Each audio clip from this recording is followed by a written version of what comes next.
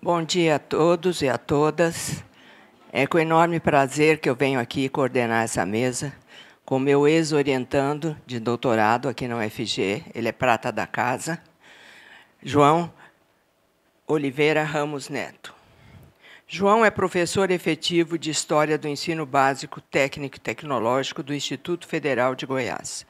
Tem especialidade e realiza pesquisas nas áreas de História Medieval e Moderna, a tese, História das Religiões, Ensino Religioso e Ciência Política. O professor João Oliveira Ramos Neto tem uma extensa lista de publicações, dentre as quais podemos destacar A História dos Evangélicos para quem tem pressa, 2023, Cidadania no Brasil, a Democracia entre Continuidades e Rupturas, 2024, Autoridade e Poder, Ensaios Interdisciplinares de História do Cristianismo. Além disso, o professor João Oliveira Ramos Neto tem uma extensa lista de trabalhos e artigos realizados na área de História das Religiões, em especial do protestantismo. Quero lembrar também que eu quero agradecer muito a minha colega, a professora Raquel, por ter me convidado para coordenar essa mesa. É um prazer estar aqui novamente. Então, passo a palavra agora ao João. Bom dia a todos e todas. Quero agradecer imensamente à professora Raquel e à comissão organizadora pelo convite para estar aqui com vocês nesta manhã. Como a professora Dulce disse, eu sou daqui da UFG, então é uma alegria e uma honra muito grande voltar aqui à minha casa para poder conversar com vocês nesta manhã. Eu estudei aqui de 2003 a 2006, minha graduação, a professora Dulce também foi a minha orientadora de monografia. Então, eu costumo brincar que quando eu fiz a graduação era tudo mato aqui ainda. E depois, 2012 a 2016, quando aqui fiz o doutorado. Estudamos a Reforma Protestante, mais especificamente o conflito dos anabatistas com as demais alas da Reforma, sob a orientação da professora Dulce.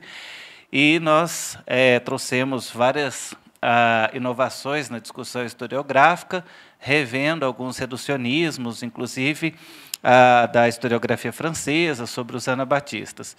E aí continuei a trajetória estudando os evangélicos de maneira geral, e inclusive toda a influência disso aqui no Brasil, no nosso contexto. Então, é uma alegria muito grande estar aqui, rever minha orientadora, a professora Dulce, há muito tempo que não nos víamos, podemos matar a saudade também. Quero agradecer, então, a presença de todos e todos. Quero pedir licença também, né? Eu costumo fazer essa divulgação sempre que vou falar das redes sociais, precisamos estar atualizados, então está aí quem quiser adicionar no Instagram, e também tem um canal no YouTube, onde eu faço divulgação também da história, tanto nas redes sociais, tanto no Instagram quanto no YouTube, também escrevendo livros, às vezes mais comerciais do que acadêmico, mas em busca de falar com esse público externo à academia e de falar com a sociedade de maneira geral.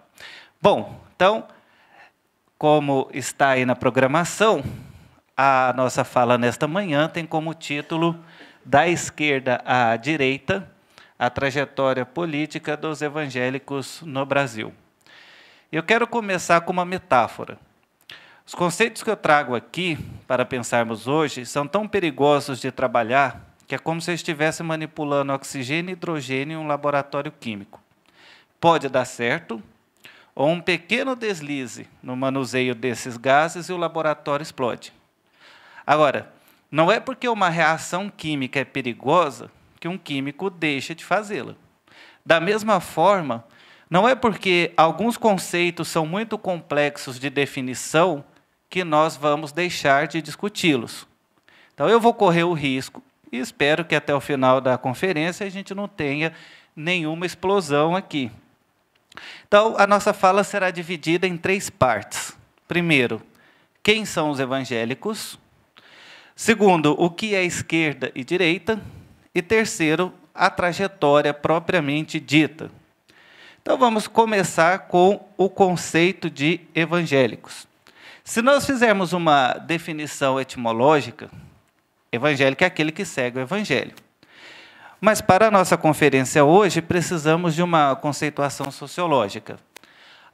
O termo evangélico, ele surgiu, ele foi utilizado pelo próprio Lutero, porque quando ele estava realizando as atividades que depois a historiografia chamou de Reforma Protestante, seus seguidores eram chamados de luteranos.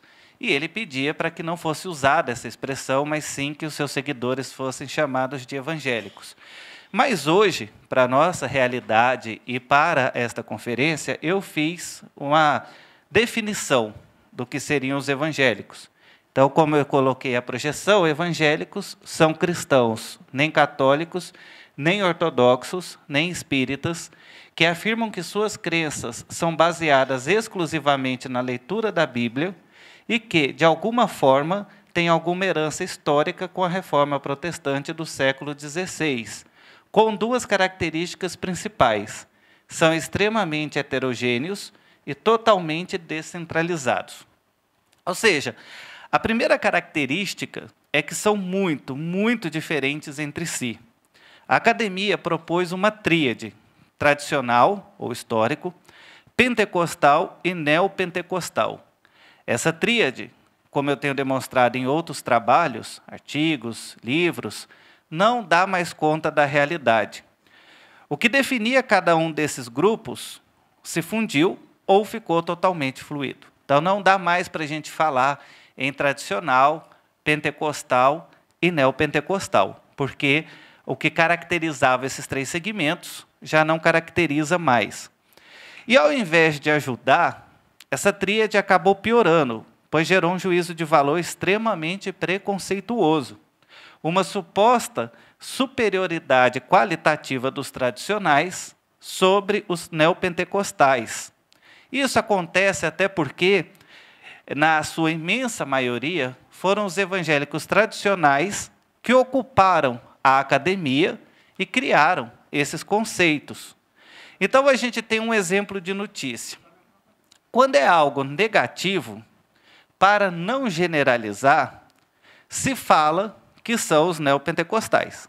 Então, se tenta usar essa tríade para não tentar generalizar o movimento evangélico. Mas aí você tem outros problemas. Então, por exemplo, muita gente falou que o presidente Bolsonaro teve apoio dos neopentecostais. Era uma tentativa de dizer que nem todos os evangélicos apoiavam. Só que não é verdade. O Bolsonaro teve apoio em todos os segmentos evangélicos, assim como dentro de todos os segmentos teve quem não apoiou. Então, isso é um exemplo de como essa conceituação não dá conta mais dessa realidade. O que torna mais difícil estudarmos é que são descentralizados.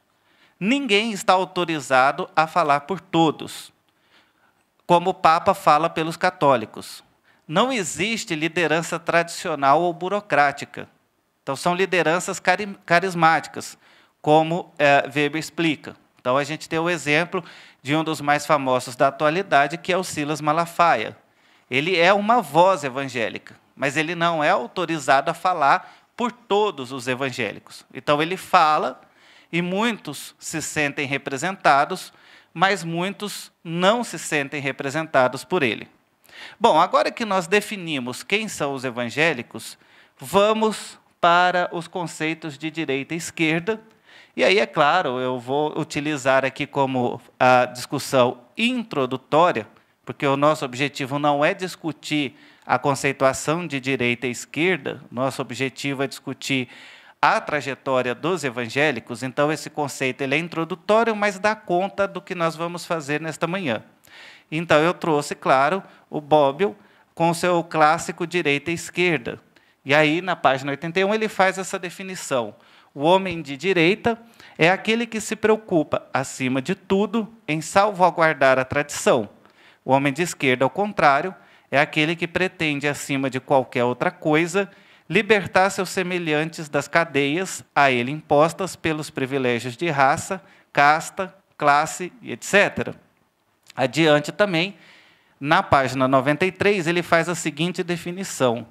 Esquerda e direita são termos que a linguagem política passou a adotar no decorrer do século XIX e preserva até hoje para representar o universo conflituoso da política. Mas este mesmo universo pode ser representado, e foi de fato representado em outros tempos, por outras duplas de opostos, algumas das quais têm um valor descritivo forte, como progressistas e conservadores. Na página 95, o critério mais frequentemente adotado para distinguir a direita da esquerda é a diversa postura que os homens organizados em sociedade assumem diante do ideal de igualdade.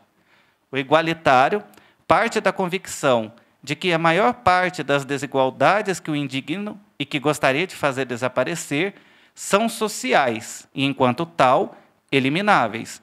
O igualitário, ao contrário, parte da convicção oposta de que as desigualdades são naturais e, enquanto tal, inelimináveis. Então, essa conceituação de direita e esquerda ela é suficiente para a nossa discussão. Ele também deixa claro no livro que existem várias esquerdas.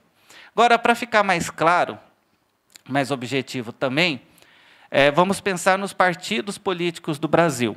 Então, quando falamos de esquerda, nós destacamos o PT, o PDT, o PSB e o MDB. Bom, por que o MDB? Porque, como nós vamos voltar na década de 80, o MDB era um movimento contrário à ditadura. Então, nós tínhamos os apoiadores na arena e os contrários no MDB. Então, quando acaba a ditadura, o MDB ele tinha uma posição à esquerda. E aí também o Partido dos Trabalhadores, o Partido Democrático Trabalhista e o Partido Socialista Brasileiro. E aí, quando a gente fala de direita, o que a gente destaca é a União Brasil. Talvez o pessoal mais novo não lembra de todas as transformações que ele passou, mas ele aglutinou setores da antiga UDN, antes da ditadura militar. Durante a ditadura era a Arena, e depois, no final da ditadura, ele se transformou no PDS, no PFL, que era o Partido da Frente Liberal, depois mudou de nome para Democratas, e hoje, depois ele se fundiu com o PSL e surgiu União Brasil. Então, é o partido mais tradicional ligado ao que a gente chamaria de direita, né? E hoje podemos incluir também o PL. Então, a gente tem, claro, caminhos que esses partidos fazem, ora vão mais ao centro, ora vão mais para a direita. Então, no caso do PL, hoje ele está mais definido como direita. É muito difícil essas classificações no Brasil. Então, como eu disse no início, é como a gente mexer com ácido no laboratório, mas temos uma base para o debate. Então, vamos lá. Quando a gente fala da trajetória política dos evangélicos propriamente dita, agora que a gente já sabe quem são os evangélicos e como entendemos direita e esquerda, vamos entender o seguinte. O cristianismo, depois dos primeiros 3 séculos em que foi perseguido, tanto pelo Império Romano quanto pelo judaísmo, sempre esteve próximo do poder. Então, depois que ele deixou de ser perseguido com Constantino, ele acabou se tornando, ele se aproximou do poder e nunca mais saiu. Então, na Idade Média, formou-se o conceito de cristandade. Portugal e Espanha tiveram a instituição do padroado, que, inclusive, foi trazida para o Brasil. E o principal regente do período imperial foi um padre. Então, a primeira reflexão aqui é que é natural que, com o crescimento numérico, os evangélicos disputem o poder político com os católicos no Brasil. O estranho seria se essa disputa não ocorresse. Aí seria um fenômeno a ser estudado. Mas é natural que ocorresse essa disputa contra essa hegemonia. Agora, assim como o cristianismo numericamente majoritário e institucionalizado sempre esteve próximo do poder, sempre tiveram grupos questionadores da ordem social. Na Idade Média eram os heréticos, que questionavam o poder do Papa. E no século XVI surgiu um movimento questionador que não foi sufocado e permaneceu, a Reforma Protestante. É claro que não tem esquerda e direita no século XVI, Mas notem que os evangélicos, como herdeiros da Reforma Protestante, nasceram de um movimento questionador da ordem social e da tradição. Os evangélicos surgiram de uma revolução, que inclusive o historiador Droysen chamou de Revolução da Liberdade. E não existiu apenas uma reforma no singular. Foram vários movimentos questionadores. Alguns, inclusive, ficaram conhecidos como reformadores radicais, que foi o que trabalhamos na nossa tese. Ou seja, além de ser um movimento questionador, alguns levaram isso às últimas consequências. Alguns anabatistas acreditavam que o Espírito Santo falava direto com eles, então eles não precisavam de nenhuma tradição. Depois, nós temos um movimento puritano na Inglaterra, que também foi um movimento revolucionário. Oliver Cromwell chegou a proclamar uma república. E são os puritanos que fugiram da Inglaterra no Mayflower e começaram a colonização do norte dos Estados Unidos. Em 1776, temos a proclamação da independência dos Estados Unidos. Novamente, uma revolução, cujos protagonistas eram cristãos protestantes. E eles se basearam em John Locke no direito natural de resistir à tirania. Ou seja, apesar de, até aqui, não podemos falar de direita e esquerda, a história do cristianismo não católico sempre foi marcada pelo questionamento da ordem política e social, uma não conformidade e uma não conformação como fuga do mundo. Ou seja, não era simplesmente o discurso de vamos aguardar o céu, mas sim vamos transformar a realidade social onde estamos. Do século XVIII até o século XX, muitas mudanças ocorreram na história dos Estados Unidos.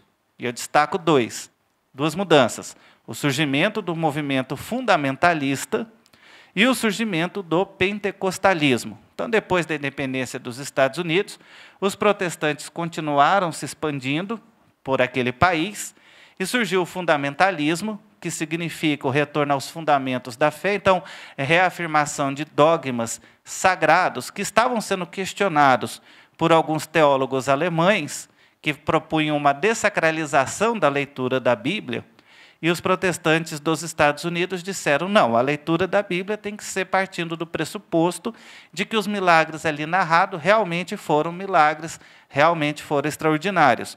Então, eles reafirmaram a infabilidade da Bíblia e por aí vai.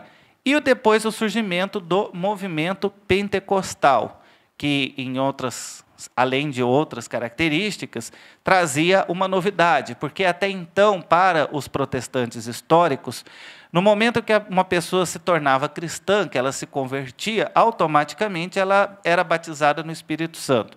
E esse movimento pentecostal diz, não, depois que a pessoa se converte, o batismo no Espírito Santo é uma segunda experiência e que se manifesta pelo dom de línguas.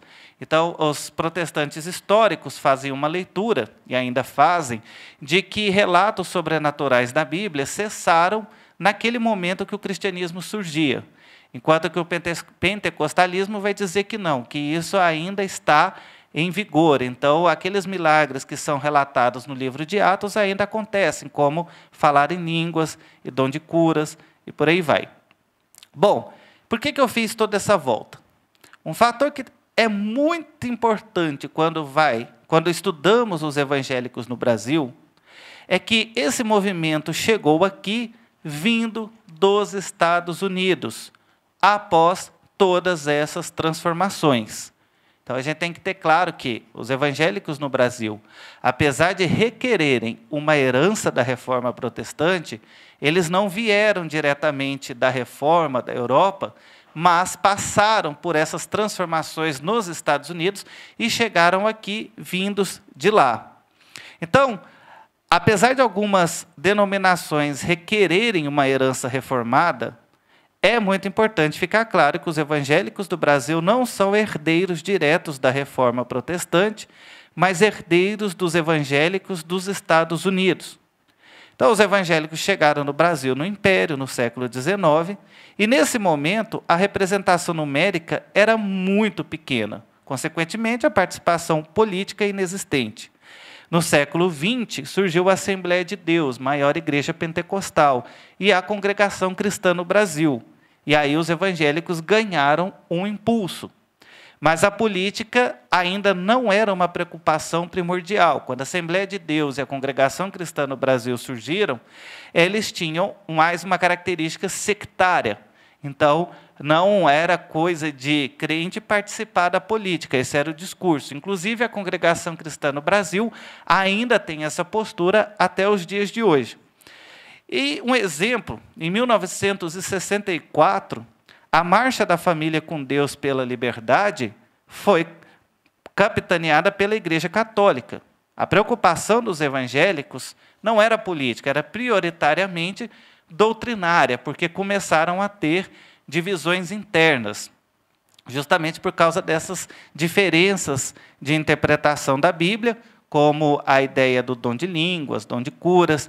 Então, começou a ter algumas discussões em que essas ideias pentecostais entravam nas igrejas tradicionais e muitas igrejas tradicionais acabavam se dividindo. É por isso que nós temos algumas igrejas que têm o nome de renovada. Elas vieram desse período. Então, você tinha, por exemplo, a igreja presbiteriana, que era tradicional, e ao adotar as ideias, as doutrinas pentecostais, ela se tornava uma igreja presbiteriana renovada.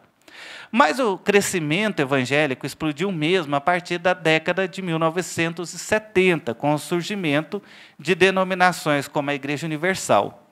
E é nessa época que os Estados Unidos estão em Guerra Fria, que no lado religioso, é claro, era vista como uma guerra entre o bem e o mal. Então, a partir da redemocratização pós-ditadura, em 1985, é que nós vamos ter a inserção organizada, programática, efetiva e sistemática dos evangélicos na política brasileira. Temos autores clássicos como Ricardo Mariano, Paul Freston, Flávio Pierucci, que fazem essa explicação.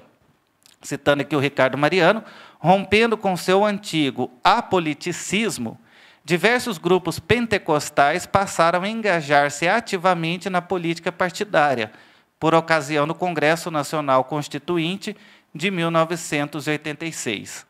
Então, aquele slogan que existia antes, o crente não se mete em política, foi substituído por um novo slogan, irmão vota em irmão, que foi, inclusive, título de um livro de um pastor da Assembleia de Deus, Josué Silvestre. Coloca aqui uma citação. E como aceitar um cristão, isso o pastor Silvestre dizendo, como aceitar um cristão que no dia da eleição sai deliberadamente de casa para votar contra o seu irmão na fé? Porque quem ama não quer ver seu irmão derrotado. Quem ama não quer ver o seu irmão diminuído perante os concorrentes. Quem ama vê na vitória do seu irmão o seu próprio triunfo. Por outro lado, votando em candidatos evangélicos de bom testemunho cristão, estaremos demonstrando amor para com a nossa pátria, estaremos demonstrando interesse pelo seu desenvolvimento e pela melhoria da vida de milhões de brasileiros. Católico vota em católico, comunista vota em comunista, umbandista vota em umbandista, irmão vota em irmão. Então, na Constituinte de 1986, foram eleitos 512 deputados, sendo 32 evangélicos. Desses 32, 14 ligados à Assembleia de Deus. A participação foi impulsionada pelo boato de que havia um movimento para transformar o catolicismo em religião oficial do Brasil novamente. E o interessante, e aqui é que a gente chega mais no âmago da nossa fala, é que essa inserção se deu, em grande parte, pelos partidos de esquerda. É claro que, quando dizemos que os evangélicos estavam em partidos de esquerda, aí não inclui o comunismo, mas inclui, principalmente, o socialismo e o trabalhismo. Isso porque a leitura que era feita era de que a mensagem da Bíblia estava de acordo com a defesa da justiça social da esquerda, como vimos da definição do Bobbio, da questão igualitária. Então, você tinha a hermenêutica, por exemplo, da libertação dos escravos no Egito. Deus, segundo o texto bíblico lá de Êxodo, ao ver o seu povo na escravidão, resolveu interferir e chamou Moisés para libertá-los. E a hermenêutica por exemplo, de outras passagens, mas principalmente da pregação de Jesus. Então, tem uma passagem na Bíblia em que os discípulos falam para Jesus mandar a multidão embora, porque eles estavam com fome, e Jesus fala, dá-lhes voz de comer. E daí, esse versículo era usado como um mandamento, e aí tem a passagem que Jesus multiplicou os pães e tal. Então, veja, dos 32 deputados evangélicos na Constituinte, 11 eram de partidos de direita, ou seja, do PFL, como eu disse, e 21 eram de partidos de esquerda, principalmente o MDB e o PDT. Então, como eu disse, o MDB era o partido de esquerda contrário à ditadura e aglutinava mais deputados evangélicos do que o PFL, que também tem um imaginário de que os evangélicos eram alinhados com a ditadura militar, o que não é bem assim. E aí a gente destaca, né, o João de Deus Antunes, que era do PDT do Rio Grande do Sul. Claro, também o PDT nessa época vivia do prestígio do Brizola. Então, ele era um dos que defendia a citação do nome de Deus no texto da Constituição. Como sabemos, tem essa citação do nome de Deus na Constituição de 1988, foi uma proposta desse deputado, que depois esteve envolvido no escândalo dos anões do orçamento. Obviamente que o pessoal mais novo aqui não deve se lembrar disso. Nós temos o Manuel Moreira, do PMDB de São Paulo, também foi envolvido com o escândalo dos anões do orçamento. Depois nós temos o Antônio de Jesus, que era do MDB de Goiás, que até propôs que a Bíblia ficasse aberta na mesa da Constituinte, foi derrotado. E o Lisânias Maciel, do PDT de São Paulo, que defendia direitos sociais. Então, ele era militante dos direitos sociais. E aí, a gente tem aqui também um nome que eu destaco, que é a Benedita da Silva, da Assembleia de Deus, que era e ainda é do PT do Rio de Janeiro. E a única ex-governadora do Rio de Janeiro que não foi acusada de corrupção e não está presa. A maioria, portanto, era ligada ao PDT. Por que havia mais políticos evangélicos ligados ao PDT do que ao PT? Uma coisa interessante, na década de 90, evangélicos e católicos eram inimigos. Existia muita pregação evangélica contra a Igreja Católica. Algumas denominações, e aí, claro, a Igreja Universal era muito mais agressiva, e outras, principalmente as tradicionais, eram mais cordiais. Eram críticas, não se juntavam com a Igreja Católica, mas faziam as críticas de maneira mais cordial. E uma das bases da fundação do PT foi justamente a Igreja Católica. Então, daí a desconfiança da Igreja Evangélica com esse partido. Então, nessa época, não era acusando o PT de comunista, ateu, antirreligioso, mas de católico. Porque hoje é muito conhecido nas igrejas evangélicas uma instituição chamada de células. Então, durante as semanas, os evangélicos se reúnem, geralmente na casa de alguém, para fazer um estudo bíblico, muitas vezes ligado ao que foi falado na igreja no domingo. A Igreja Católica já fazia isso na década de 80, que era chamada de comunidades eclesiais de base. E isso foi base para o surgimento do PT. Então, como o PT era ligado à Igreja Católica, havia certa desconfiança das igrejas evangélicas e, por isso, muitos deputados evangélicos de esquerda preferiam o PDT. E depois, os evangélicos passaram a disputar cargos para o executivo, mas não com a bandeira moral. Ou seja, os candidatos evangélicos não diziam, votem em mim porque eu sou evangélico e estamos em uma batalha entre o bem e o mal, mas se apresentavam com propostas de governo e políticas públicas que, inclusive, eram de esquerda. Em 1991, foi fundada a Associação Evangélica Brasileira, baseada na Missão Integral, que era liderada pelo pastor Caio Fábio. Durou até 1998 e tinha uma militância muito forte política de esquerda. A Missão Integral é uma versão protestante da Teologia da Libertação. A Teologia da Libertação, apesar dela ter sido caracterizada como católica, ela foi criada pelo pastor protestante Rubem Alves, mas depois a Igreja Católica adotou, principalmente com Gutierrez e outros padres, e aí a Igreja Evangélica fez a versão que era a missão integral, que em algumas igrejas ainda existe até hoje. Então, aí nós temos algumas figuras, principalmente da década de 90, quem é mais velho talvez até se lembre. O primeiro nome aí, que eu acho que o pessoal mais novo não deve lembrar, é o Francisco Rossi, ex-prefeito de Osasco, e foi candidato a governador de São Paulo em 94 e em 98. E foi candidato a prefeito de São Paulo também em 96. Francisco Rossi era do PDT e era evangélico. Então, ele não fazia a sua campanha dizendo votem em mim porque eu sou evangélico. Ele tinha outras propostas, como eu disse, política pública. Chegou a disputar um segundo turno em 98 com o PSDB. Foi derrotado. E ele até aparecia em alguns programas eleitorais lendo a Bíblia.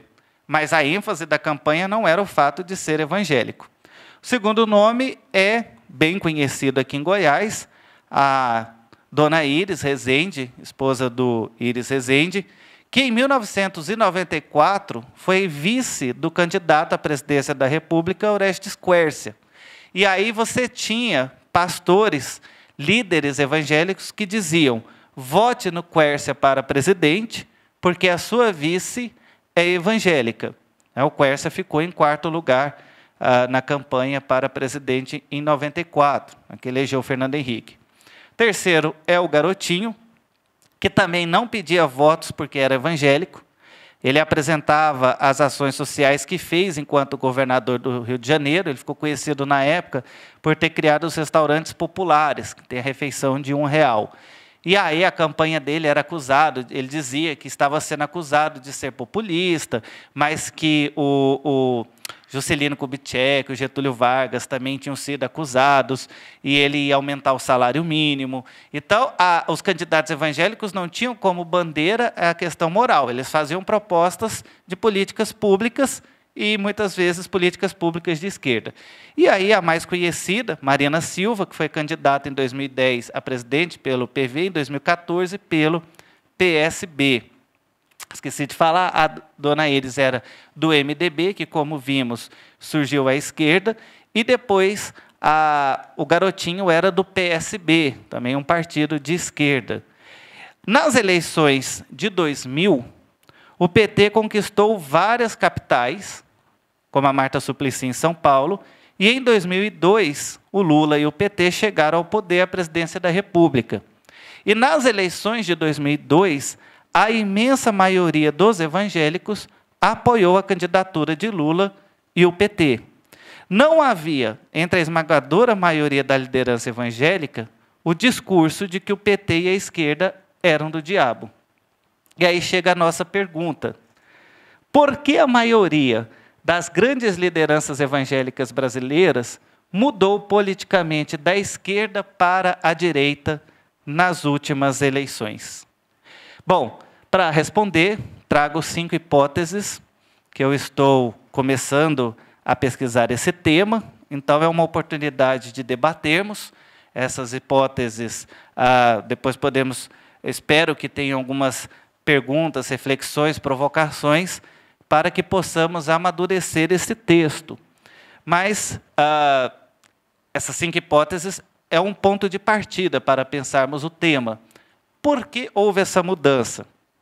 Bom, quem começou a demonizar a esquerda foi o Edir Macedo, líder da Igreja Universal. Em 1989 e 1994, foi Edir Macedo que começou o discurso de que Lula e o PT fechariam as igrejas. Isso até porque, naquela época, tinha uma discussão, muitas críticas, de que a Igreja Universal não era uma religião, mas era charlatanismo. Isso, muitas igrejas evangélicas também faziam essa crítica. Então, tinha muita gente que pedia que essa igreja fosse fechada, inclusive outros evangélicos. E aí, o Edir Macedo trouxe esse discurso: se o Lula e o PT ganhar, eles vão fechar a Igreja Universal, até por causa dessa ligação com a Igreja Católica. E aí, então, o Edir Macedo começou a divulgar que o PT tinha pacto com o demônio, que era a favor do aborto, dos homossexuais e que era comunista. Isso era veiculado no jornal Folha Universal, na TV Record, e no dia 18 de junho de 1994, foi feito um ato chamado Clamor pelo Brasil, no aterro do Flamengo. Então, de fato, havia um movimento contra a Igreja Universal, acusada de charlatanismo, e o Edir Macedo até chegou a ser preso por causa disso. Agora, a Igreja Universal sempre foi mais isolada no meio evangélico. A Associação Evangélica Brasileira, que eu disse agora há pouco, ela se manifestava contra os ataques que a Igreja Universal fazia ao PT e ao Lula. Então, houve até a campanha pelo voto ético, ou seja, não se deixe manipular por esse discurso e tal. Em 2002, 2006, o Edir Macedo mudou de lado, e aí ele apoiou o Lula. Em 2010 e 2014, apoiou a candidatura de Dilma. O que a gente pode notar é que o apoio do Edir Macedo é mais pragmático do que ideológico. Porque em todas as eleições, ele apoiou quem estava na frente das pesquisas e ganhou a eleição, tanto para presidente, como prefeito de São Paulo e governador de São Paulo. Então, em 89 ele apoiou o Collor, 94 e 98 apoiou o Fernando Henrique, 2002 apoiou o Lula. Como vimos, com exceção da Igreja Universal, a maioria dos candidatos evangélicos eram candidatos no espectro da esquerda. Saíam candidatos por partidos de esquerda, com bandeiras de justiça social, e tinham apoio das respectivas lideranças evangélicas. Mas, em 2018, a maioria das lideranças evangélicas fizeram uma campanha pela direita. Mergulharam na campanha de Bolsonaro e adotaram o discurso do Macedo de 1989. A esquerda é do demônio, comunista, vai fechar as igrejas e quem é cristão tem que votar na direita. Né? Por que temos essa mudança? Bom, primeira hipótese, os escândalos de corrupção. Então, durante a década de 80 e 90, a esquerda era militante da ética na política. E a primeira trinca pode ter sido em 2005, quando eclodiram os casos de corrupção, mensalão e tal, já que no discurso evangélico há uma preocupação ética e moral. A segunda hipótese é o aumento de evangélicos na classe média e na classe alta. Então, quando começou o movimento evangélico, a Assembleia de Deus, a Congregação Cristã, essas igrejas estavam predominantemente na periferia e os evangélicos estavam nessa periferia alinhada com a esquerda. Só que muito já se disse que a esquerda se desconectou com as suas bases nas periferias. E isso tem reflexo no movimento evangélico. Tanto porque pessoas da classe média e da classe alta, que já não se identificavam com o discurso de esquerda, passaram a se converter e se tornar evangélicas. E tanto porque pessoas evangélicas que eram das classes desfavorecidas ascenderam socialmente e passaram a preferir o discurso da direita. Terceiro, nós temos o avanço das pautas progressistas. Então, em 2010, nós temos um marco, que é a fala de um pastor chamado Pascoal Piragini, batista, lá de Curitiba, que falou no culto da igreja dele, mas como era transmitido pela internet, isso viralizou, então começou a se espalhar. Que ele disse, não vou dizer em quem vocês devem votar, mas vou dizer em quem vocês não devem votar. Não votem no PT, porque o PT fechou causa com questões, e aí ele cita isso que está projetado no slide, e veja que ele é de uma igreja tradicional histórica, e não neopentecostal. Então, nós temos temas que são caros aos evangélicos, a liberação de drogas, aborto, homossexualidade, que muitas vezes são chamados de valores cristãos. Nesse livro, Cidadania do Brasil, eu discuto exatamente isso, no conceito de valores cristãos, e que isso ultrapassaria muito esses pontos e que foram reduzidos a isso. Mas aí é outra discussão. Mas a questão é que esses valores eles são condensados no mote defesa da família. E aí também entra o feminismo, porque supostamente desvirtuaria o conceito bíblico de família, em que a mulher deve ser submissa ao marido, que é o cabeça do lar. Então, passou-se, inclusive, no senso comum, a dizer que essas pautas são coisas de comunista. Então, portanto, ser de esquerda é sinônimo de ser comunista, que é defender isso. O que acontece? Quando diferentes lideranças evangélicas começaram a ver os partidos de esquerda como uma ameaça aos seus valores por defender pautas progressistas, começaram a se unir. Então, os evangélicos que são extremamente descentralizados e diferentes, a política se tornou um elo que uniu esses diferentes segmentos evangélicos. Por exemplo, a Assembleia de Deus e a Igreja Presbiteriana divergem enormemente em questões doutrinárias, mas se identificam que um determinado partido político tem como pauta a liberação do aborto. Esses líderes esquecem essas diferenças doutrinárias e se unem por causa de uma ameaça. Daí, muitas vezes, a impressão de que há um movimento unificado, homogêneo, o que não é, mas se une porque identifica uma ameaça. O quarto ponto é a influência cultural dos Estados Unidos. Então, como nós vimos, os evangélicos das mais diversas denominações chegaram vindos dos Estados Unidos. E essa influência continuou. Então, você tem a literatura que é lida nas igrejas, são traduções de livros dos Estados Unidos. Nós temos missionários que chegam dos Estados Unidos. Vários evangélicos do Brasil vão para lá fazer treinamentos e muitos programas de TV, de rádio, e muita produção brasileira é cópia de produção de lá. Então, tem uma influência muito forte, que é estudada em várias pesquisas, e há muita publicação de artigos sobre isso.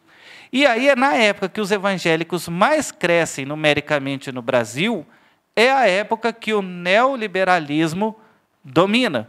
Então, eu até coloquei aí uma ilustração, que é a revista Mundo Cristão de 1968, que tem vários assuntos, e aí, olha só, a gente vê indiretamente essa influência dos Estados Unidos com a propaganda que é veiculada, né? Voos direto para os Estados Unidos. Então, uma revista evangélica tem até propaganda de voo para os Estados Unidos, tamanha é essa influência.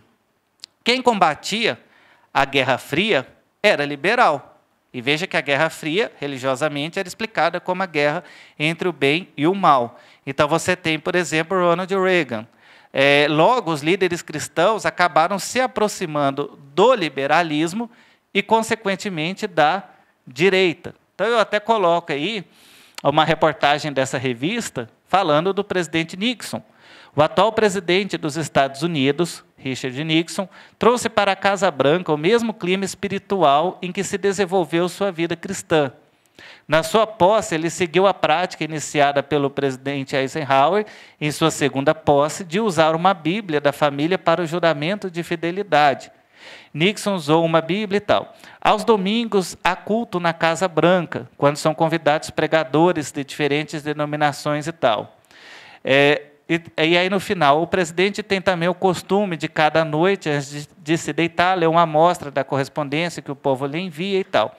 Então, e aí estamos orando pelo senhor presidente. Então, veja, nós temos a Guerra Fria, que é interpretada como uma luta do bem e do mal, e estar contra o comunismo soviético automaticamente é estar alinhado com o neoliberalismo, por exemplo, de Ronald Reagan, de Richard Nixon, e você tem que, ao mesmo tempo, estar alinhado com eles, e essa influência é que chega no Brasil, seja pelos missionários, pela literatura e por programas de televisão. E aí você tem uma mudança na hermenêutica bíblica. Aquele discurso de que Deus requer os cuidados dos pobres muda para o discurso de que Deus quer que você prospere. E aí a gente tem o surgimento da teologia da prosperidade. Dessa forma, não é o Estado ou políticas públicas que vão tirar a pessoa da pobreza ou da miséria, mas o poder de Deus que pode fazer isso de maneira milagrosa, basta você crer e se esforçar. Se você não está prosperando, isso significa que você está fazendo algo espiritualmente errado. A teologia da prosperidade, na sua forma mais clássica, é mais criticada que aceita pelos evangélicos. Mas, de forma indireta, o discurso que passou a predominar em quase todas as vertentes evangélicas é que você não precisa de política pública do Estado para deixar de ser pobre. Você precisa ter fé em Deus. E é importante deixar claro que existe uma diferença, teologia da prosperidade e o asceticismo que o Weber analisou. No caso do ascetismo que o Weber analisou, ele diz que você não tem prazer nas coisas deste mundo e logo você não gasta e por isso você enriquece como uma consequência. Já na teologia da prosperidade, você quer ficar rico para desfrutar das coisas boas do mundo. Depois veio a teologia do domínio, que é mais agressiva que a teologia da prosperidade, que, em síntese, é praticamente uma proposta teocrática. Os evangélicos têm que dominar 7 áreas estratégicas: família, religião, educação, mídia, lazer, negócios e governo. E aí é muito voltado para a questão do Antigo Testamento, que Israel era uma teocracia no Antigo Testamento, e a ideia é restaurar um governo com esses moldes. Tudo isso fez com que doutrinas que estavam relegadas a algumas denominações específicas, sobretudo essas neopentecostais, passassem a influenciar as outras denominações, como as tradicionais, mesmo de forma indireta. E aí o que acontece? Líderes, pastores que ainda fazem uma hermenêutica progressista, ficam isolados e até são perseguidos por essa maioria. Um exemplo é o pastor Ed Renekiewicz, lá de São Paulo, que tem uma postura progressista e, inclusive, já foi até caçado pela própria denominação. E aí nós temos, por fim, a última hipótese, seria de um posicionamento pragmático dessas lideranças evangélicas. Por quê? Vamos ver o gráfico. Em 2002, os evangélicos eram 15%, apoiaram a candidatura de Garotinho, que teve 17%, não ganhou. Em 2010, os evangélicos eram 22%, apoiaram a candidatura de Marina, que também não foi eleita. E em 2018, os evangélicos eram 30%. Ainda não é possível, não é uma maioria para eleger. E surgiu a pergunta: vamos apoiar novamente Marina, que pode não ganhar e a gente morrer na praia? Vamos apoiar quem? Cabo Daciolo? E aí se fez um cálculo. Quem estava à frente nas pesquisas? Bolsonaro, que se declara católico e não evangélico. Então, a gente tem a hipótese de que houve uma mudança de lado também por uma questão pragmática. Então, recapitulando, nós temos essas 5 hipóteses para pensar: escândalos de corrupção com discurso moralista, aumento de evangélicos na classe média e alta, o avanço das pautas progressistas identitárias, a influência cultural dos Estados Unidos e um posicionamento pragmático. Bom, vamos então às considerações finais. Por que identificar a participação evangélica na política causa certo desconforto? Talvez pela ênfase da militância, mas também porque acostumamos com a participação católica. A novidade agora não é que a religião está interferindo na política do Brasil, porque isso a gente sempre teve, mas a novidade agora é uma nova forma de religiosidade. Se isso é bom ou ruim, aí é um juízo de valor pessoal. Nós sempre tivemos crucifixo em órgão público, Deus na Constituição, candidatos e por aí vai. Nós acostumamos a ver como legítima toda a participação católica na política. E daí o desconforto ao ver a militância evangélica, em parte porque é uma novidade. Agora, a questão da legitimidade ou não do movimento precisa passar necessariamente por 2 perguntas. Por que e para que os evangélicos querem participar da política partidária? O projeto perde legitimidade quando pretende usar a força do Estado para impor a ética cristã para toda a sociedade, por acreditar que isso é o melhor, porque daí fere a laicidade. Então, a ideia é que, muitas vezes, há lideranças e segmentos evangélicos que entendem que a ética cristã é o melhor para todo mundo. Então, nada melhor do que usar a força do Estado para impor isso. Daí a ideia de conquistar o poder do Estado, está na teologia do domínio, e o que isso vai acabar causando é uma teocracia. Ou então a gente pode voltar no conceito de cristandade e trazer a seguinte pergunta: vale a pena reviver a cristandade? Porque pela história, toda vez que a igreja e o Estado se juntaram, a igreja se corrompeu. Então, muitas vezes, o discurso evangélico é: será melhor usar a força do Estado para impor a ética cristã. Mas o que a gente vê na história é que, quando há essa junção, na verdade, há uma corrupção da igreja. Então, será que vale a pena?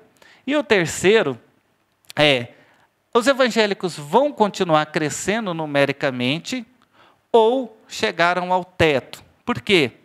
A igreja precisa fazer uma análise se isso vale mesmo a pena, já que, à medida que aumenta o poder, aumenta também a rejeição. Então, eu não concordo com as projeções de crescimento contínuo no censo. Ora, se era 15%, 22%, 30%, há projeções de que em breve os evangélicos serão a maioria. Será? Vai chegar em um platô. E pode, inclusive, começar a cair numericamente por causa da rejeição que os escândalos do envolvimento dos evangélicos com a política causam.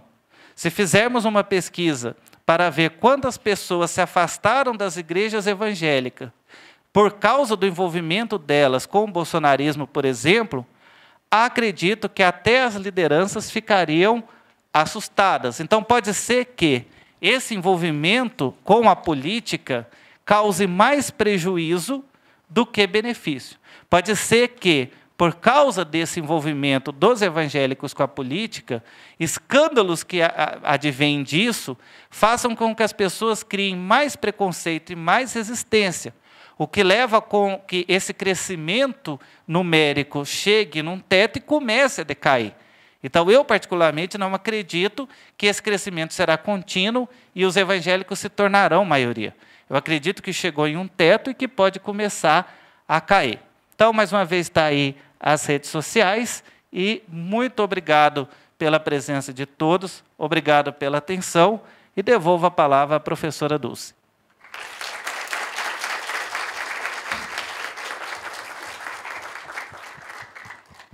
Então, agora, depois dessa belíssima conferência de João, eu gostaria de abrir para as questões. Bom dia.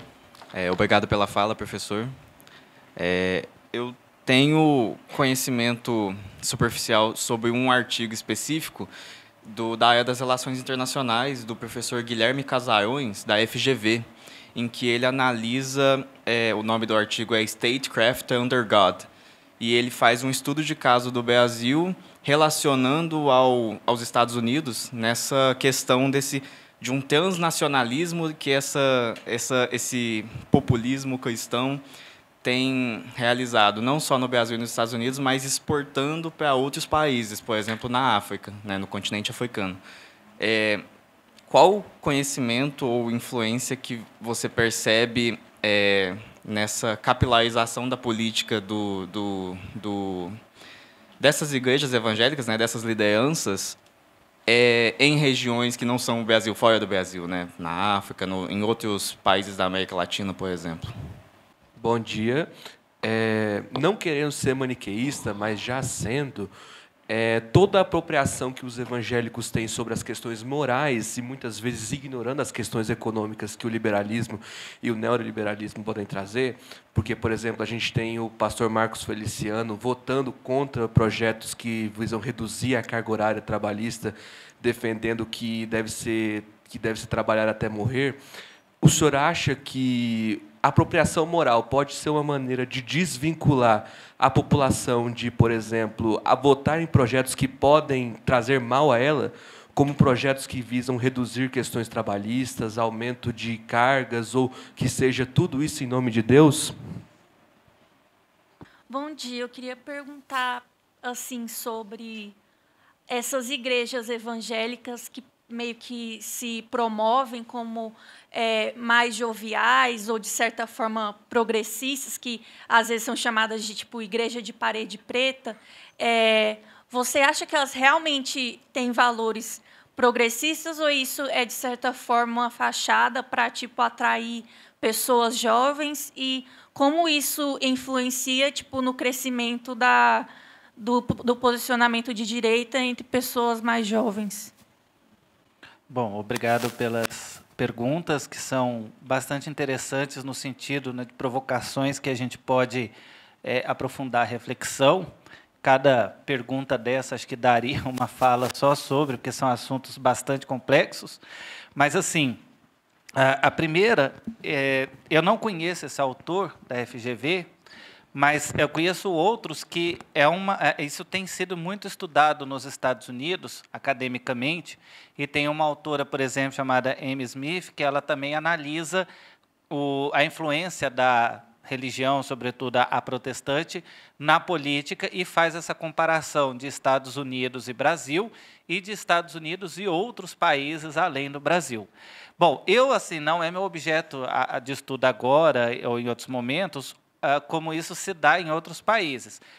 Tem alguns conhecimentos de leitura que é muito prático, é muito parecido, e a gente tem o caso, por exemplo, da Colômbia. Então, a Colômbia tem tido também essa influência. Agora, o que acontece, né? O cristianismo ele é proselitista e o protestantismo, principalmente, tem isso como uma de suas principais, de suas prioridades, porque quando a gente pensa na história dos Estados Unidos, os Estados Unidos nasceram em cima da doutrina do destino manifesto. Então, eles entendem que eles têm a missão dada por Deus de evangelizar o mundo, de ser o sacerdócio de Deus para o mundo, na vertente protestante, né? A gente teve na colonização, Portugal e Espanha, tinha essa ideia do padroado dentro do catolicismo, e os Estados Unidos têm a ideia de que eles são escolhidos por Deus para levar o cristianismo protestante para o mundo. Daí, as denominações lá e aí entra também na América para os americanos, da doutrina Monroe, então, a ideia de enviar missionários para evangelizar. Quando eles vão, por exemplo, para alguns lugares da África, a ideia lá, por exemplo, quando chegam em alguns lugares que não são cristãos, então, eles têm uma pregação do tipo, você conhece Jesus? Não, eu vou te apresentar Jesus, você precisa aceitar Jesus. Quando chegam, por exemplo, na América Latina, Brasil e tal, é complicado porque aqui as pessoas já são cristãs. Por isso que o protestantismo aqui ele nasceu em confronto com o catolicismo, porque quando chegava e falava assim, você conhece Jesus? A pessoa dizia, sim, eu conheço Jesus. Você tem que aceitar Jesus. Já aceitei Jesus. Então, como é que insere uma nova religiosidade? Aí tem que criar o discurso de sim, mas a forma como você está praticando a religiosidade é errada, nós viemos trazer a forma correta para te libertar desse erro. Então, esse discurso ele é presente na América Latina e quando chega em países católicos. Na África, quando o país não é católico, é diferente, né? Se for muçulmano também, aí é só a pregação do cristianismo. Quando chega em um país que tem o cristianismo católico, aí a pregação tem que ser o cristianismo católico é errado, nós viemos trazer o cristianismo correto. E aí, sim, você tem o sistema, então, é parecido por causa dessa questão do destino manifesto e porque esses missionários são treinados nos Estados Unidos para enviar para os diversos países, inclusive eles não identificam as características do local. Eles são treinados, mas quando eles chegam para implantar as igrejas evangélicas nos lugares onde eles vão, eles trazem toda a cultura de lá. Então, por exemplo, é interessante que no início do século XX já havia essa preocupação de revista, como eu até trouxe aqui um recorte, e literatura mas a gente está falando de um país que, no início do século XX, tinha a maioria da população analfabeta. Eles não se atentaram para isso, simplesmente disseram, vamos levar o que a gente sabe fazer. Sabemos fazer literatura, vamos levar a literatura para um país de analfabetos. Talvez isso também dificultou o crescimento numérico. Tanto é que depois os neopentecostais crescem quando tem o uso do rádio e depois da televisão, que daí é audível. Bom, então, assim, dentro da América Latina é muito parecido o processo dos missionários, porque isso parte de lá e não da característica do país que recebe.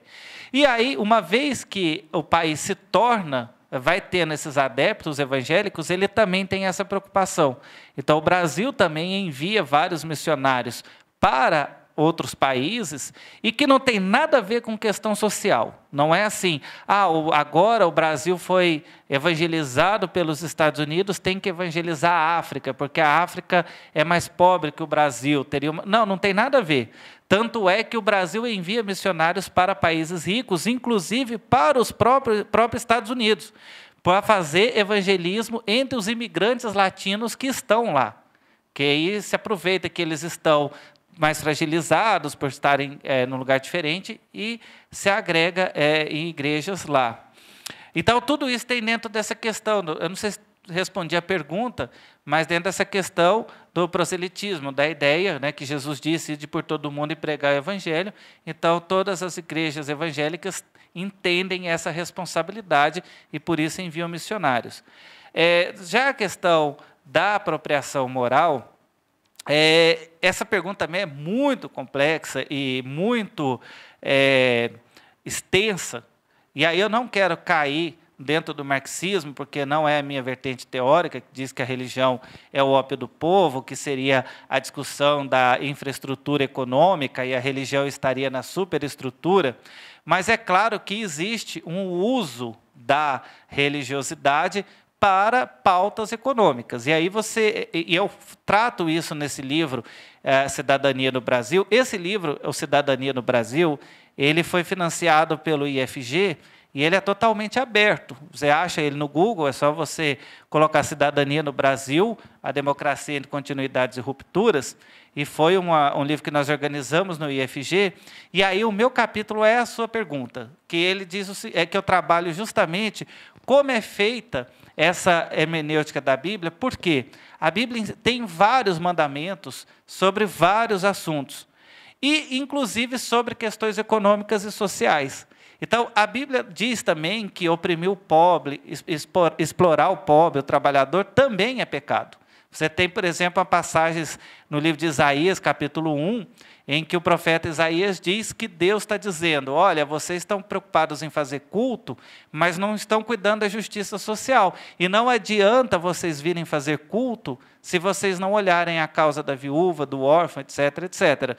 E tem também a passagem de Mateus 25, que diz que Jesus fala que no juízo final ele separa a direita e a sua esquerda e diz, né, vinde benditos de meu Pai para o reino que está preparado desde a fundação do mundo, porque tive fome e me deste de comer, estive nu e me vestisse.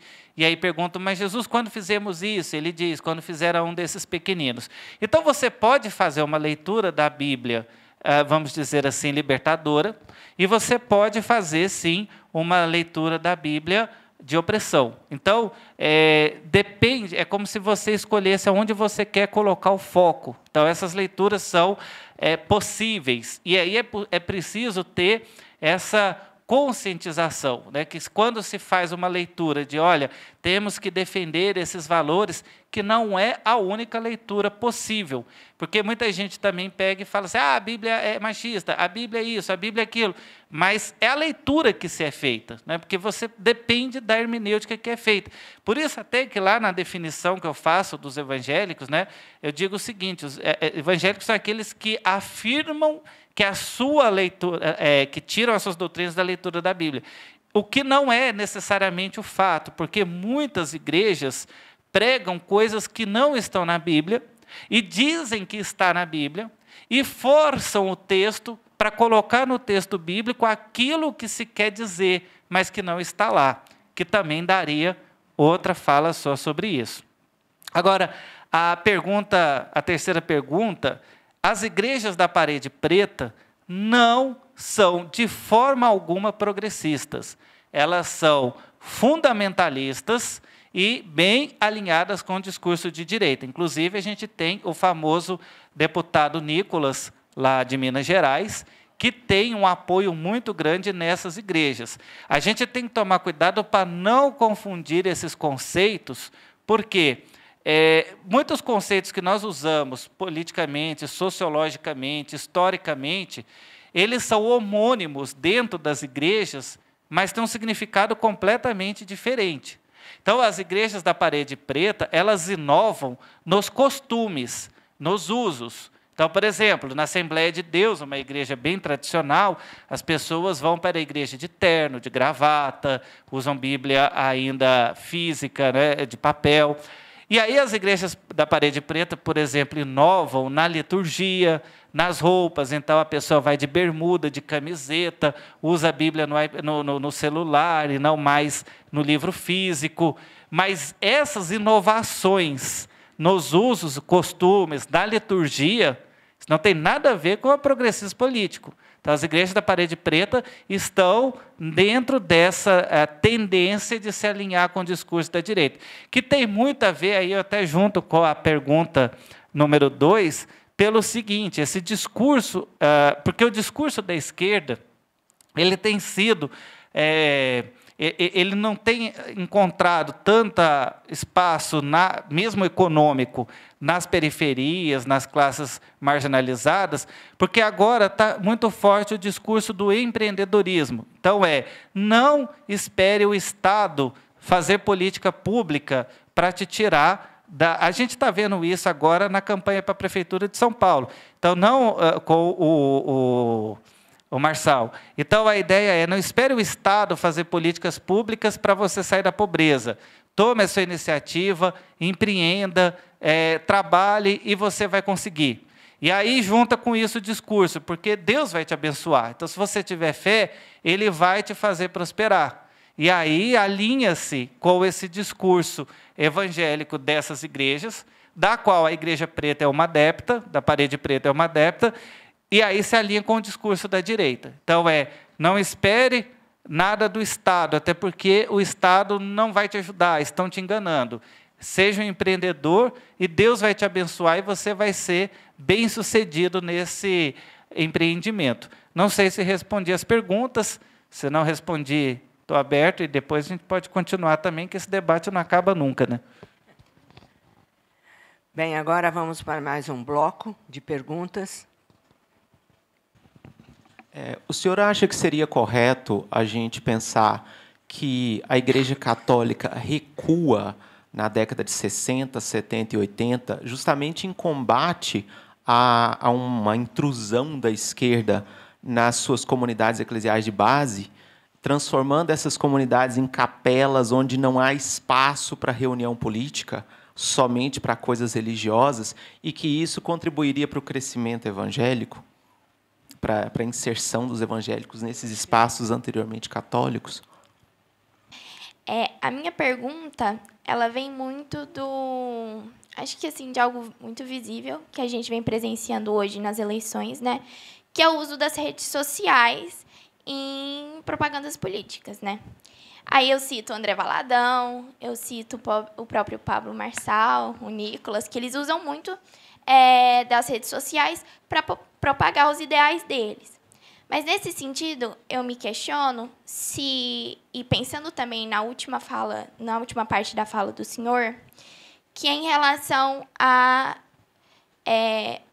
essa desagregação desses fiéis, né, no sentido político, de que eles se desvinculam, então,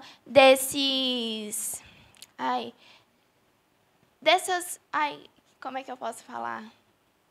Agora fugiu a palavra. Mas desses escândalos, né? Então, nesse sentido, essa propaganda por meio das redes sociais, ela vem para fortalecer esse grupo dos evangélicos, né? Ou elas vêm para atrair um novo público? Nesse sentido, a minha pergunta. Obrigada. Professor João, muito obrigada pela conferência. belíssima conferência, como colocou a professora Dulce, assim, muito clara, muito instigante. Gostei muito. Aprendi várias coisas. Muito obrigada. Eu, na verdade, tenho várias perguntas, mas eu vou fazer inicialmente, acho que só uma ou duas. Em relação a essa parte, em primeiro lugar, eu fiquei curiosa assim, em relação a essa parte sobre a história dos grupos evangélicos no Brasil, né, que você afirmou que as igrejas evangélicas no Brasil elas têm uma origem nas igrejas evangélicas dos Estados Unidos, né? Então, você reforçou muito essa relação, né, desses grupos com os Estados Unidos. E aí eu fiquei me perguntando em relação à história desses grupos protestantes, protestantes, né, que estavam no Brasil no período colonial, por exemplo, né? Porque, como eu sou professora de Brasil Colônia, e a gente discute, por exemplo, a relação de determinados povos indígenas com outros colonizadores que ocuparam o Brasil, mesmo momentaneamente, né, como os franceses ali na região do Rio de Janeiro, mas depois você também tem na invasão ao Nordeste, no século XVII. Né? E, no século XIX, eu me lembro desse cemitério dos ingleses, né, que foi criado no Rio de Janeiro, que era justamente um cemitério destinado a esses grupos não católicos, né, os protestantes. Então, a partir daí eu fiquei pensando, bom, então esses grupos eles não têm uma penetração, quer dizer, é uma coisa muito muito temporária, né, e que realmente o evangelismo só vai ter uma importância no Brasil a partir do século XIX ou XX, como você colocou, e aí com essa vinculação muito estreita com os Estados Unidos, qual o lugar dessas relações com a Europa, por exemplo, né? Isso é uma questão. Depois eu vou fazer outra, né? Depois mais relacionada com as questões dos meninos. Obrigada. Então, João, aqui passa. Bom, em relação à primeira pergunta, eu não conheço nenhum estudo que fala sobre a Igreja Católica perder espaço na década de 70 por causa do envolvimento dela com as questões políticas.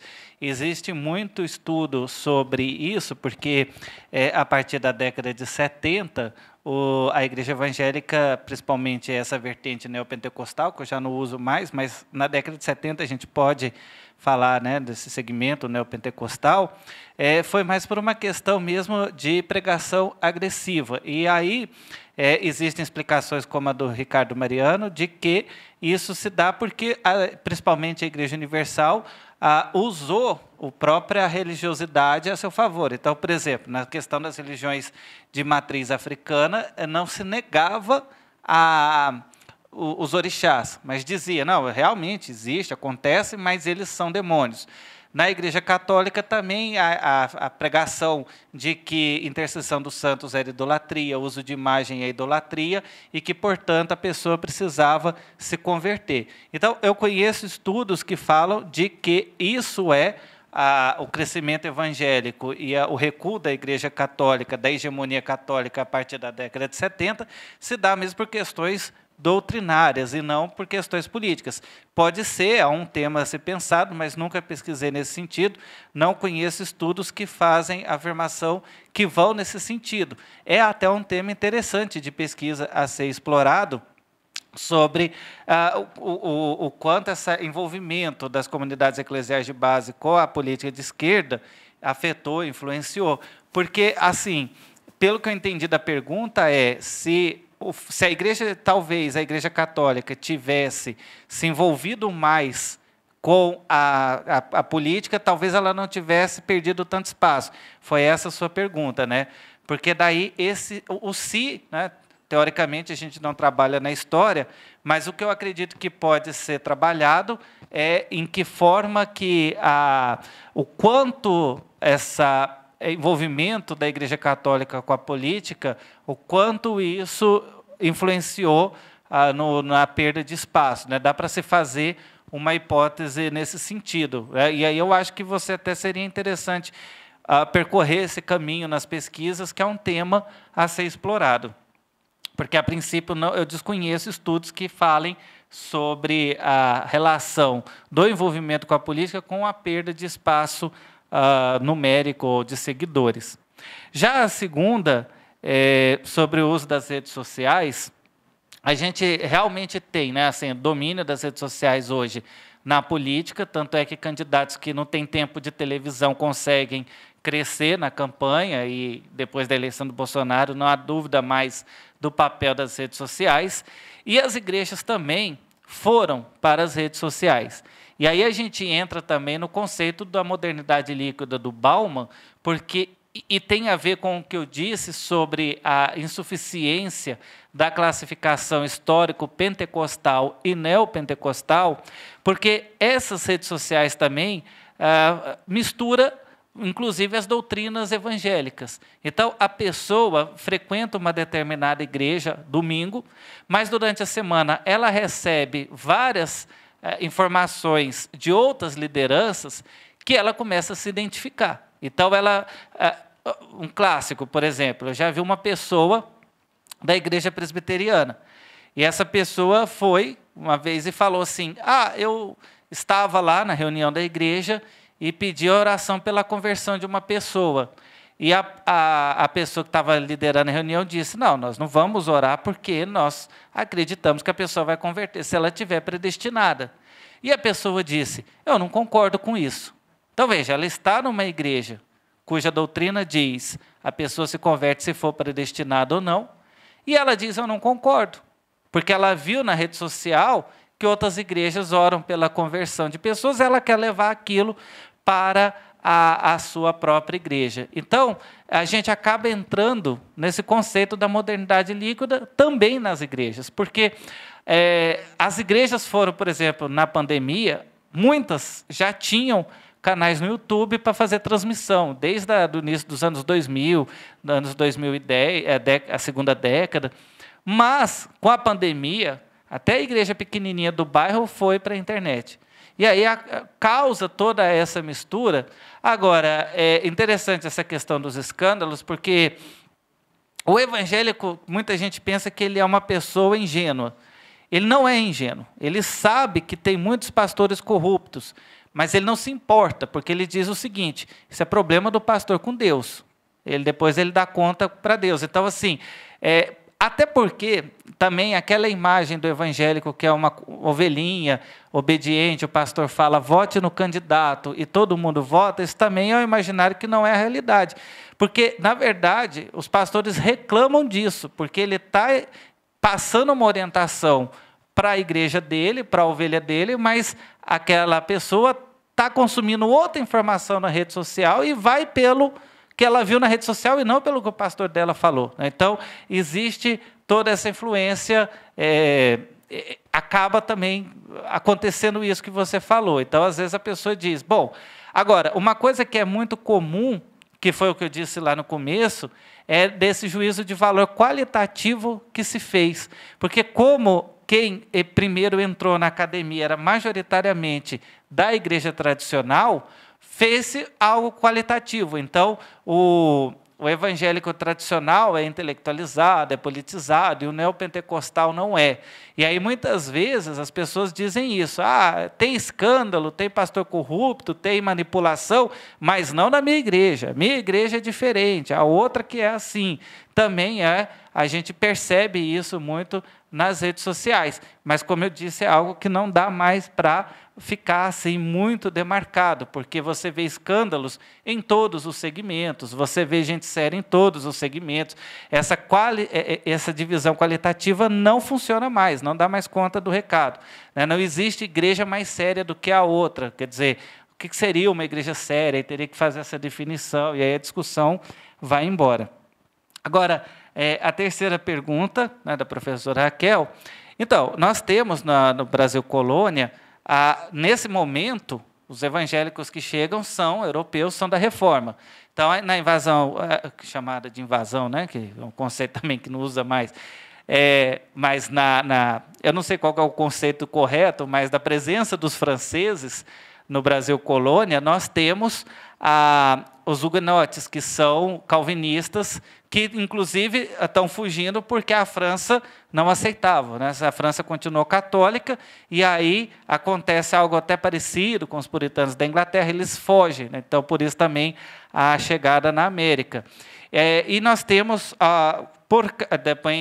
no caso dos holandeses, que eram protestantes calvinistas.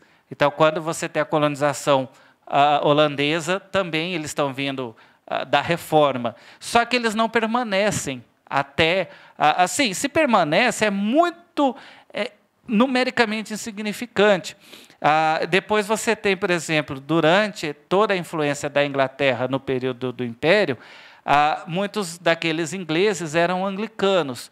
Inclusive, por isso que a Constituição do Império estabelece a Igreja Católica como uma igreja oficial, mas, por causa da influência da Inglaterra, o protestantismo é tolerado. Então, você pode ser protestante no Brasil, desde que você não faça proselitismo. Então, se você é um inglês e, por isso, você é anglicano, você se reúne. E eles não tinham, né? Eles vinham para cá por causa da colonização, mas eles não vinham pelo ímpeto missionário. Não era, eu vou para o Brasil para evangelizar o brasileiro. Eu vou para o Brasil e eu sou protestante, eu vou continuar praticando. Tanto é que muitas dessas igrejas, elas nem eram em português, né? Os ingleses, por exemplo, faziam cultos em inglês nas igrejas anglicanas. E também, né, por causa dessa Constituição, não se fazia templos bonitos, se identificando como igreja e etc. Mas o que acontece? O evangélico que vem, o missionário que vem para evangelizar, ele vem dos Estados Unidos. Então, tirando o holandês e o francês nesse período colonial e tal, o evangélico que vem e permanece, ele vem dos Estados Unidos. Porque aí você tem, geralmente a historiografia fala, o protestantismo de imigração, que é muito, muito pequeno e é fechado. Então, você tem, por exemplo, no Rio Grande do Sul, a Igreja Evangélica de Confissão Luterana no Brasil, que é diferente da Igreja Evangélica Luterana no Brasil. A Igreja Evangélica de Confissão Luterana são alemães imigrantes, que também não vêm assim, vamos evangelizar o brasileiro. Não, nós somos luteranos, continuaremos a ser luteranos, faremos nossa comunidade, inclusive muitas vezes sectários, nem casamento com pessoas de fora eram bem-vindos e tal. E aí depois você tem a inserção do protestantismo de missão, que são esses missionários que chegam não para simplesmente fazer uma colônia, mas para converter brasileiros. Por exemplo, a gente tem o caso dos batistas. Os casos dos batistas é assim. Tem a Guerra de Secessão nos Estados Unidos, o Sul é derrotado, e aí eles falam, bom, aonde que ainda tem escravo? No Brasil. Então vamos para o Brasil, que ainda tem escravidão. E aí se forma uma colônia em São Paulo, que tem até a cidade de Americana. Eles vêm não para evangelizar, eles vêm para continuar, para formar uma colônia deles. Aí depois, até o pessoal do Sul, mesmo dos Estados Unidos, fala, não, a gente tem que mandar missionários. Então, você tem o imigrante que não vem para converter. E aí você tem essa presença pequenininha da reforma. Mas aquele que vem para converter o brasileiro, para implantar o protestantismo no Brasil, esse vem dos Estados Unidos. E traz toda aquela herança do que aconteceu lá nos Estados Unidos. Porque, depois da reforma, o protestantismo europeu ele sofre transformações que vêm, por exemplo, com o iluminismo, e o iluminismo leva à teologia liberal, que é fazer uma leitura desacralizada da Bíblia. Então, o protestante, da reforma protestante na Europa, ele é desacralizado também. Por isso que ele não tem um ímpeto missionário tão forte. Nos Estados Unidos é diferente. Até como uma resposta para essa teologia liberal desacralizada é que surge o movimento fundamentalista. Então, tem o movimento fundamentalista, tem o movimento de santidade, tem o pentecostalismo. E essa igreja evangélica fundamentalista, belicista, que vê o mundo como uma luta do bem e do mal, etc., é que vem para o Brasil. Não sei se respondi, mas a gente continua. Só acrescentando um pouco, em Portugal a Inquisição perseguia os protestantes. Era minoria, mas perseguia os protestantes. Agora, tem mais perguntas? João, eu tenho uma outra pergunta.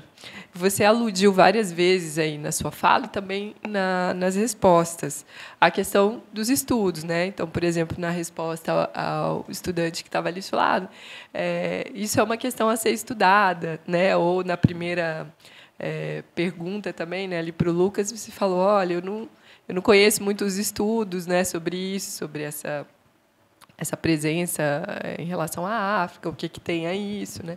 Então, se você pudesse, eu queria que você falasse um pouco sobre esse campo de estudos sobre os evangélicos no Brasil, né?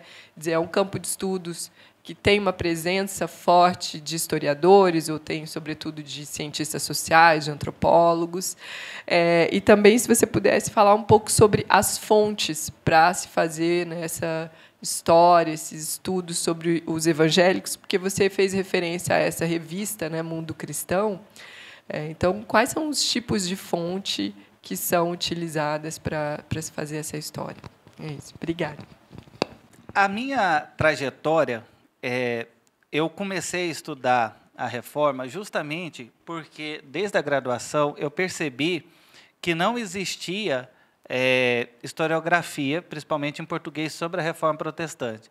Então, era uma lacuna na academia. Eu percebi, por exemplo, que Reforma Protestante era relegada ao livro do Lucien Febvre, Martinho Lutero, Um Destino, uma ou outra historiografia francesa, e que a gente não tinha, por exemplo, traduções da historiografia anglo-saxã, da historiografia alemã sobre a Reforma Protestante, que era praticamente um campo inexplorado na história, até por causa da nossa influência francesa. E aí a França também não é um dos pontos principais de estudo da Reforma. E aí eu fui para as fontes e comecei até a perceber que, muitas vezes, essa historiografia francesa fazia reducionismo quando estudava a Reforma Protestante, até porque, na Reforma, nós temos várias correntes, e a luterana se destacou.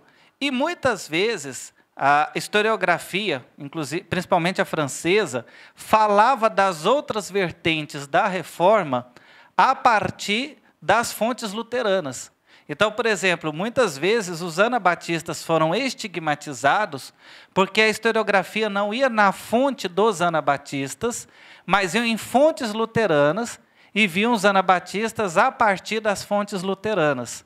E aí foi isso que a gente mudou na nossa tese, vendo as fontes dos anabatistas, né? Eles mesmos dizendo quem eles eram e corrigindo essa historiografia que vinha fazendo uma leitura deles a partir da fonte dos luteranos. E aí eu fiquei muito tempo, né, debruçado sobre a Reforma, e bem recentemente eu comecei a vir também para o Brasil, motivado principalmente por essa questão da política, dessa questão do envolvimento, porque a gente tem percebido esse projeto de poder que as igrejas evangélicas estão fazendo, e aí eu dei um salto, até porque, né, com o tempo a gente também cansa de ficar sempre em cima do mesmo objeto e quer ampliar, quer começar a estudar novos desafios, quer novas experiências. E aí, dentro, portanto, desse campo de estudo, nós temos, eu vejo, sim, pouca participação da história dentro.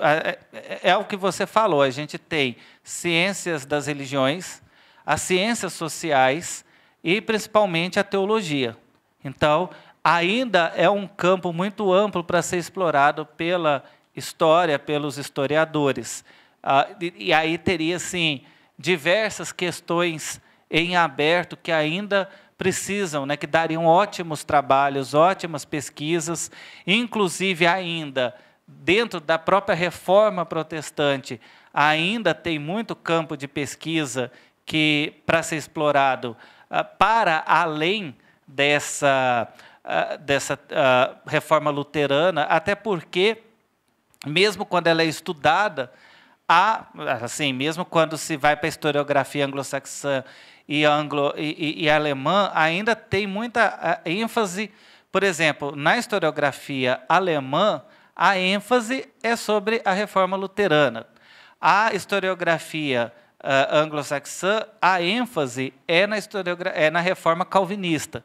E você tem outras vertentes que ainda não foram exploradas pelos historiadores, principalmente no caso do Brasil. E aí, assim, de fontes, a gente depende do recorte que se faz, né? Se for trabalhar dentro do Brasil, por exemplo, ou se for trabalhar dentro do recorte temporal, vai modificar. As principais fontes que nós temos é porque os protestantes eles sempre tiveram preocupação com a literatura. Então, você tem, por exemplo, as revistas, como essa que eu citei, e existem outras, e também jornais. Então, as denominações evangélicas, uma das preocupações, desde o início, era de criar o seu próprio jornal. E aí você tem isso em várias denominações, em arquivos, alguns até digitalizados. E aí também tem a própria fonte dos jornais mesmo seculares, que quando a gente faz lá aquele site da Biblioteca Nacional que tem os jornais, esqueci o nome, isso, a gente acha informações lá também sobre evangélicos. Inclusive, é uma metodologia interessante você cruzar essas fontes, as fontes desses jornais seculares com os jornais das próprias igrejas. Porque é interessante que nessas fontes a gente vê preocupação também com... eles colocam reportagens e notícias nas fontes religiosas, ou seja, nos jornais e revistas das denominações, sobre os acontecimentos. Então, eles também informam e colocam também questões de opinião sobre aquilo. Então, nessa revista, por exemplo, fala da chegada da televisão, e aí as opiniões são de que é uma perdição, porque a televisão é um aparelho do diabo que está vindo para destruir a sociedade, e o cristão tem que tomar cuidado e não deve assistir e tal. Fala sobre a ida do homem à lua, etc, etc. Então, assim, também tem essa questão dessa literatura da religião, não falar só dos assuntos da religião, mas também se posicionar sobre. E aí, por exemplo, um campo sobre isso, sobre essa influência dos Estados Unidos, é um campo de pesquisa muito amplo, porque quando a gente olha essas fontes, está falando muito sobre os Estados Unidos. A forma como o comunismo soviético é visto nessas fontes também é muito interessante. E tem a literatura propriamente dita, porque outra preocupação dessas igrejas era formar editoras, que é uma herança também da tradição lá dos Estados Unidos. Então, cada denominação evangélica geralmente tem uma editora, que principalmente faz publicação, traduções. É muito recente a publicação de autores nacionais. Predominantemente, eram traduções de autores dos Estados Unidos, e também, às vezes, o que acontecia, né? Os missionários dos Estados Unidos vinham para o Brasil e aí escreviam livros aqui. Então, você tem lá um autor que o nome dele é em inglês, mas ele escrevia já em português, porque ele veio para cá. Um famoso é o Russell Shedd. E aí você tem trabalhos que analisam essa literatura. Além disso, as igrejas costumam ter também um material didático para ser usado nas escolas dominicais. Então, aquela coisa, né? O Lutero, quando fez a reforma, ele diz que cada um vai ler a Bíblia e tirar suas próprias conclusões. Quando as pessoas começaram a fazer isso e começaram a ter conclusões diferentes demais das dele, então, as igrejas começaram a falar, o jeito certo de ler a Bíblia é assim. Então, dentro das igrejas, você tem, geralmente, a Bíblia e um material didático ensinando como deve ser a leitura da Bíblia, de acordo com a doutrina daquela igreja. E aí isso também é um material riquíssimo de fonte, porque aí você tem todo tipo de texto, e isso eu estou falando só de fonte textual. Então, é muito rica isso. E assim, algumas denominações são abertas. Você fala que você é um pesquisador, eles abrem esse conteúdo, outras são mais difíceis, e outras até disponibilizam isso digitalmente. Então, assim, é um campo muito vasto. Agora, uma coisa que eu sempre digo, metodologicamente, é muito importante que quem vai estudar a história das religiões se atentem para ver qual que é a origem dessa fonte. Por quê? Porque as igrejas falam uma das outras, porque não existe esse consenso. Até as igrejas competem e olham com desconfiança. A igreja tradicional olha a igreja renovada como uma igreja que não é intelectualizada. E a igreja renovada olha a igreja tradicional como uma igreja que tem muita intelectualização e pouco agir do espírito. Então, o historiador tem que tomar muito cuidado quando ele acessa uma fonte, de não descrever uma denominação pelo olhar da outra, que acontece muito em muitos trabalhos, desde a Reforma que a gente vê isso. Então, você tem um determinado autor de uma determinada igreja, denominação ou segmento, falando sobre outros, e aí o historiador, às vezes, eu já vi trabalhos assim, não faz a crítica necessária, de que essa é a visão do concorrente, da outra vertente. Então, a primeira coisa que eu entendo que o historiador das religiões precisa fazer quando ele seleciona as fontes é, principalmente, ver quem é o grupo que ele está estudando a partir das próprias fontes desse grupo. Então, no caso da Reforma, quando você vê o que os próprios anabatistas falavam de si mesmos, você vai ver que aquilo que os luteranos estavam falando deles não condizia. Tanto é que criou uma ideia assim, que os anabatistas eram comunistas. Isso aí perdurou por muito tempo. Por quê? Porque os luteranos falavam coisas deles, obviamente que não chamavam eles de comunista, porque não tinha comunismo nessa época, mas diziam assim, os anabatistas são contra a propriedade privada.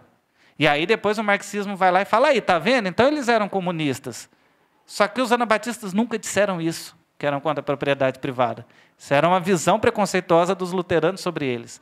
Então, quando o historiador vai fazer a história das religiões, ele tem que tomar muito cuidado. E essa é uma crítica que ele tem que fazer na fonte, que se tem uma fonte falando de outra igreja, de outra denominação, provavelmente não, há um preconceito e provavelmente, por isso, essa informação não é bem assim.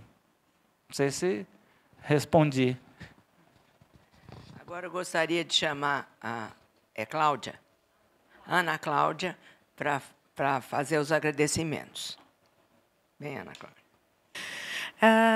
Muito bom receber vocês aqui. Muitas carinhas novas, né? O pessoal aí novo, não conheço, eu sou de 2016, estou no doutorado, então muitas carinhas novas. Primeiro, eu queria agradecer a professora Dulce. Né? Infelizmente, vocês não vão ter aula com ela, e é infelizmente mesmo, porque ela é uma referência quanto historiadora medieval no Brasil, não é só aqui em Goiás, não. Então, muito obrigada por aceitar nosso convite para mediar a mesa, professora. Muito feliz por isso. E muito obrigada também, quero agradecer ao professor João Neto. A palestra foi muito interessante. Acho que o tema que o senhor propôs, né, muito se fala e pouco se pesquisa. Então, assim, ver que tem alguém, né, preocupado em estudar e preocupado metodologicamente com as fontes, nessa questão, né, de identificar essas questões mais complexas, né, porque a gente fala muito e acha que é homogêneo, né? Não tem tudo é uma coisa só, mas na verdade quando se pesquisa você percebe que o buraco é mais embaixo, né? Enfim, então muito obrigada, professor. Eu gostaria de fazer os agradecimentos finais antes de encerrar a Semana de História. Então, se vocês me permitem, né? Eu gostaria de dizer algumas palavras em nome de toda a comissão organizadora. Vou citar os nomes, né, que é Bárbara, Natan, meu colega de pós-graduação, a Rafa, a Nath, a Natália, a Rafaela, o Tiago, o Paulo não está aqui, nem a Águida, né, porque são estudantes da noite, mas, enfim, é a professora Raquel, óbvio. Em primeiro lugar, gostaríamos de agradecer a todas e todos que estiveram presentes e fizeram este evento acontecer. Estamos imensamente gratos a cada palestra proferida, ao empenho dos nossos professores e professoras em convidar e mediar as palestras de toda a nossa programação. Queria salientar que vocês, e gostaria que os professores estivessem aqui, mais professores, porque isso é para eles, mas está gravando, então eles vão ouvir. Queria salientar que vocês são parte disso, parte do que é a Semana de História. Para além de professores, são construtores, pois precisamos de vocês para que esse espaço seja tecido. Assim, vocês são para nós ato de tecer. Pois bem, do que se trata a nossa profissão se não disso? Tecemos professores e pesquisadores, organizadores e coordenadores, tecemos pessoas e histórias no plural. Para além disso, reiteramos ainda os agradecimentos aos nossos apoiadores que tornaram possível a 23ª Semana de História. FAPEG, PPGH, a FH, a FUNAP. Nosso muito, muito obrigada. Peço licença para me colocar mais aqui e fazer alguns agradecimentos especiais. Como uma boa apaixonada em História, no ensino e na pesquisa, não poderia ser diferente com a Semana de História, pela qual tenho tanto carinho. São 2 décadas de história, gente. Isso não é o máximo? 2 décadas. Ai, meu Deus. Até me perdi aqui. Jesus, estou sem meu óculos aqui. Ontem a professora... me encontrei. Ontem a professora, que iniciou e organizou a primeira Semana de História, estava mediando uma mesa redonda à noite e veio tanta coisa em minha cabeça. Eu nem iria falar hoje, pois, como podem ver, minha voz está terrível, depois de falar por um bom tempo em frente a um bendito ar-condicionado num simpósio temático. Não quero estar no simpósio temático que eu estou. No entanto, é inevitável. É preciso honrar as pessoas que admiramos. E a honra, para mim, trata-se de reconhecer e expressar. Por esse motivo, gostaria de agradecer imensamente à professora Armênia por iniciar esse movimento com M maiúsculo. O mover-se nos constitui e nos forma, e é bem isso que a Semana de História promove na vida de cada aluno que se dedica a ela. Todos nós, discentes, agradecemos a essa oportunidade. Como 2 décadas não são 2 semanas, ou uma semana, outros professores passaram nesse mover-se e os agradecemos muito.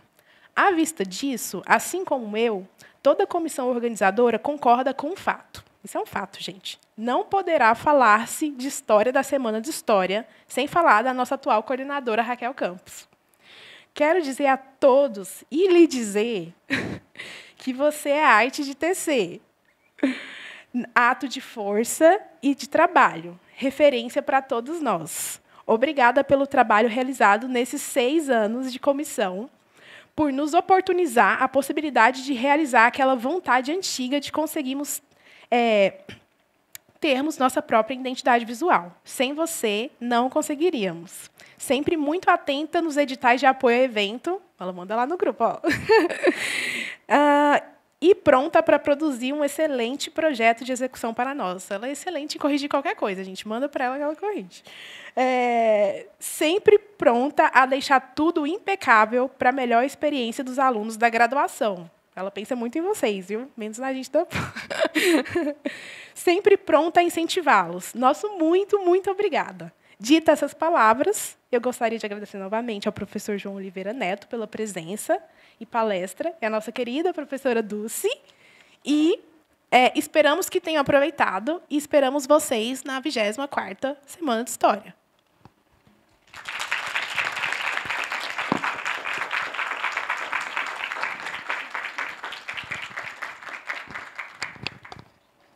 Declaro encerrada a Semana de História. Tá? Bom dia a todos.